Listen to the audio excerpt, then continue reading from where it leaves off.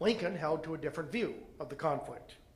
The same cold, impassioned reason to which he paid tribute told him that it was hypocritical for a nation professing a love of liberty to keep millions of human beings in chains. But as with his suspension of habeas corpus, political imperatives transcended his personal desires. He must do nothing to alienate Kentucky and other border states that had agreed to stay in the Union provisionally and which were hostile to emancipation. I would save the Union, wrote Lincoln. If I could save the Union without freeing any slaves, I would do it. And if I could save it by freeing all the slaves, I would do it. And if I could save it by freeing some and leaving others alone, I would also do that. Events beyond his control would force his hand. For years, Lincoln had fantasized that it was possible, for example, to send the slaves back to Africa through a plan of colonization. He thought that you might be able to buy off slaveholders, that the federal government could financially compensate slaveholders. Needless to say, those were fantasies. And by the summer of 1862, he knew better. The time for expedience was past. The master politician had found an issue that could not be finessed. Had he not forecast as much in his House Divided speech 4 years earlier? To Frederick Douglass, the Emancipation Proclamation was, quote, the greatest event of our nation's history. Lincoln himself would describe it later as the central act of my administration. At the time, however, he sang a different tune, portraying emancipation as a wartime measure born of necessity, if not desperation, and questioning whether, as he put it afterward, quote, the people had been quite educated up to it. Now, here is Lincoln's true greatness as a president.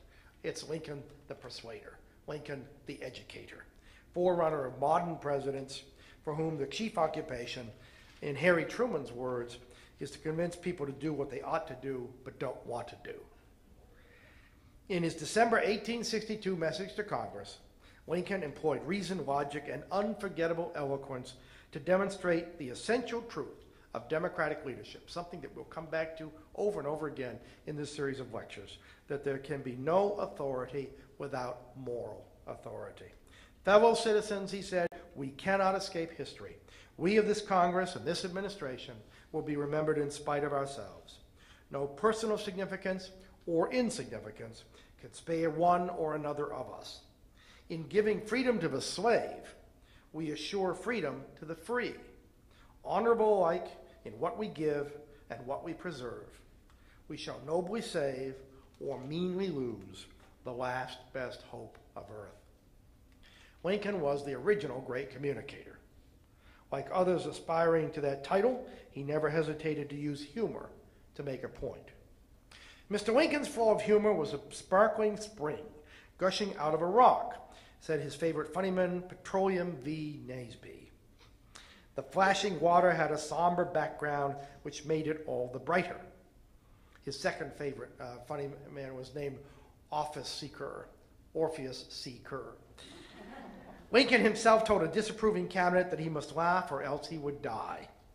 It's hard to believe that there was a time in American politics when candidates thought up their own one-liners. Lincoln used his to devastating effect. Stephen Douglas, for example, complained that every one of Lincoln's jokes seems like whack upon my back. Nothing so exasperated the president next to the unending list of war casualties as the unending line of job seekers outside his office door. Once a haughty female visitor accosted Lincoln at a White House reception and demanded that he give her son a colonel's commission, not as a favor, but as a right. Sir, she said, my grandfather fought at Lexington. My uncle was the only man who did not run away at Bladensburg. My father fought at New Orleans, sir, and my husband was killed at Monterey. Madam, said Lincoln, your family has done enough for the country. It is time to give somebody else a chance. Another day, one of Lincoln's most persistent callers came to him with news that the chief of customs had just died. Could he possibly take his place? Lincoln couldn't resist. It's fine with me, he said, if the undertaker doesn't mind.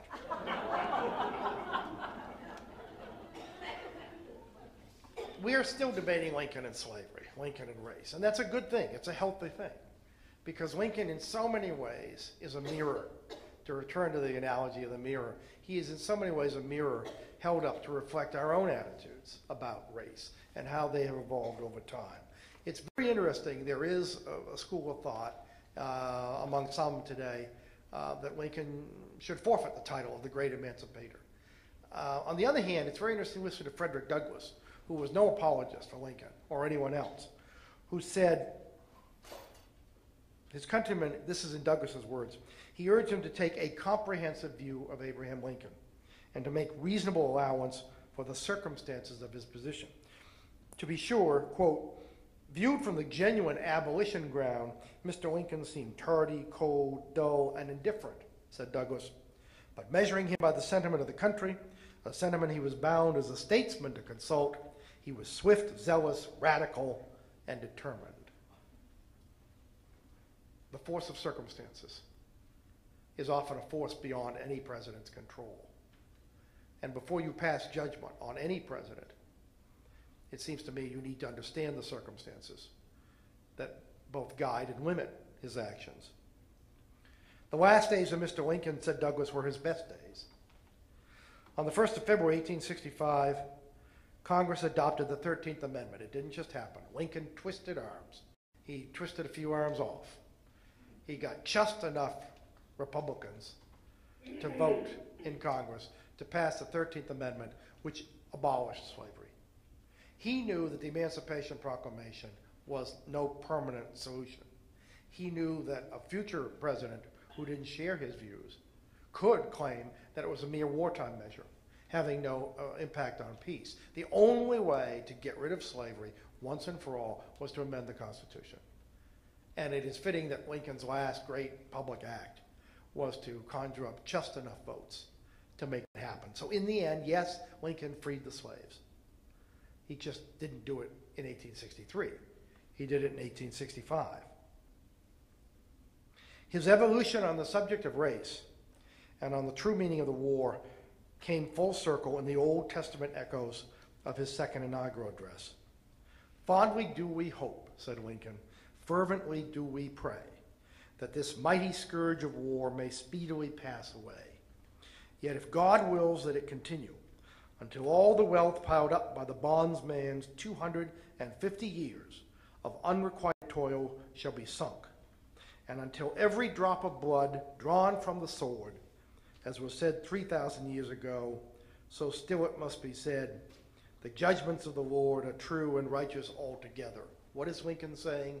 He is, in fact, invoking the Bible in ways that presidents never invoke the Bible, to say that we have been guilty of a great crime against the black man, whom we brought from Africa and whom we enslaved, and whose blood we took with the lash, and that God is punishing us, this generation, for this crime by drawing blood with the sword.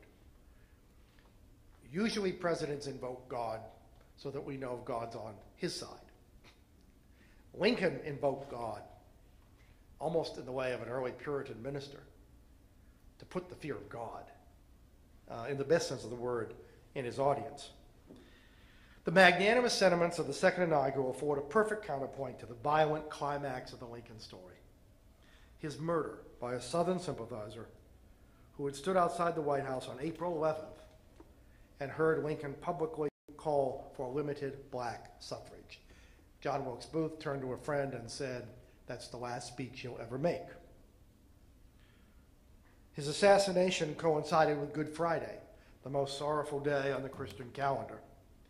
Thus, Lincoln's destiny was fulfilled, in keeping with one of his favorite lines from Shakespeare. There is a divinity that shapes our ends, rough-hewn them how we will. To say that Lincoln grew in office is to underestimate his true achievement. Long before his visit to Ford's Theater, his life had become a parable of sacrifice, not success. His personal ambition had been purified by his embrace of the anti-slavery cause. The occasion is piled high with difficulty, and we must rise with the occasion. He more than lived up to those words.